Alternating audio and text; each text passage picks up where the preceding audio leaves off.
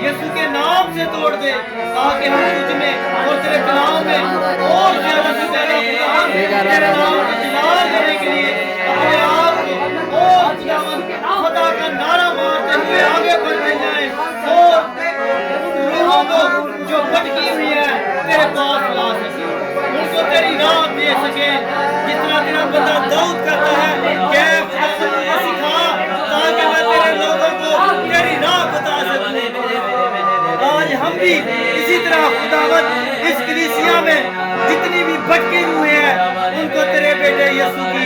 हकीकी तालीम दे सके और उन्हें तेरे कलाम से आजाद कर सके, और तेरा कलाम जो जिंदगियों को आजाद करता है और तू अपने कलाम को नाजिल फरमा कर अपने लोगों को शिफा देता है, उनकी बीमारियां यीशु के नाम से जाती रहे और वो जाने के हमारा खुदा बड़े बड़े काम करने की।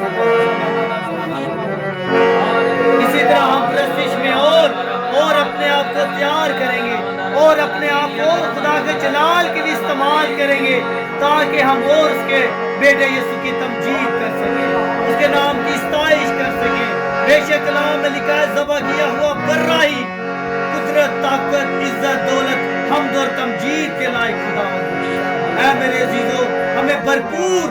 तौर पर उसकी प्रस्तिश और इस्ताइश करनी है, हमें और तैयार करें। बाबा इमरान के साथ मिलकर हम सब भाई मच में